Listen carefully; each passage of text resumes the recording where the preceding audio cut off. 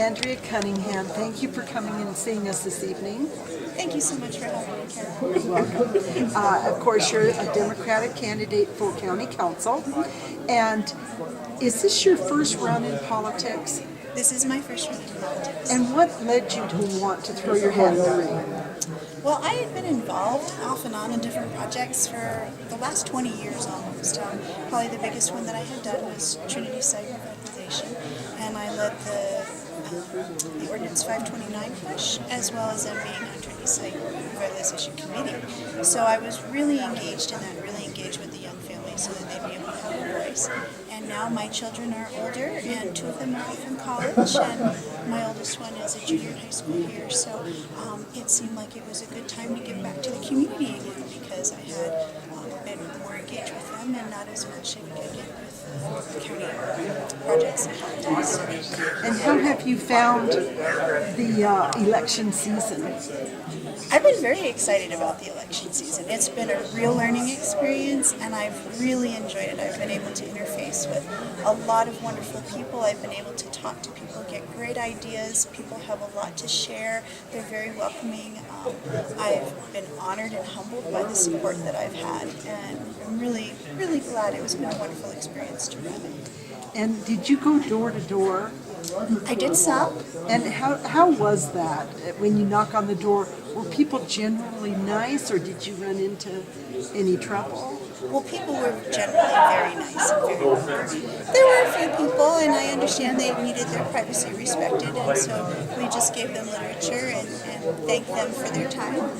But most people actually really wanted to engage, and they wanted to ask questions, and they wanted to have conversations. And like I said, it's part of where I was able to engage with people that I didn't know from the community and really learn from them. And what, if elected, what do you see as being the biggest challenge for you when you go on council?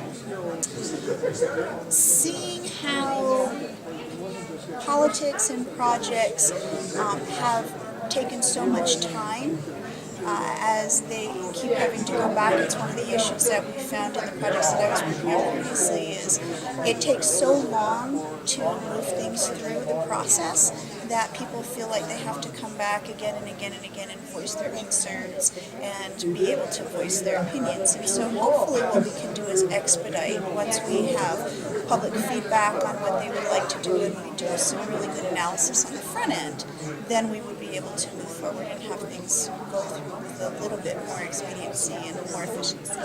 And that's so true, because what happens is that things take so long, and they say that here in Los Alamos we have analysis paralysis, but what happens is every 2 years there's either 3 or 4 seats that come up on the council, so then if it switches out, you've got to kind of start all over with new people that don't have the background on the projects, and it can really delay things.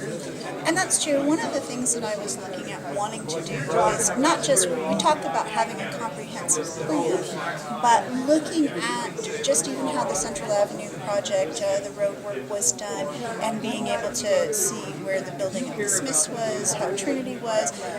What I want to be able to look at and have for the future counselors and anybody coming in is more like a Gantt chart where you have a timeline on all your projects. You have all your projects in one area to be able to look at. That way you can make sure that you have summaries, and then when you drill down into the actual project, you can get the details. But if you have these summaries laid out so you don't wind up having overlaps the same way that we did, and you have more of a, you reduce the learning curve if you put all of this information as you're setting your projects up into these packets. I think it would probably be easier, especially for new counselors coming in, because that was one of the questions, was where's the timeline on all of these different things, and was it all laid out all at the same on one piece of paper so you could see how that process was. So I think that's some of the ideas as people are coming in, everybody's bringing something to add. So hopefully that's one thing we can do.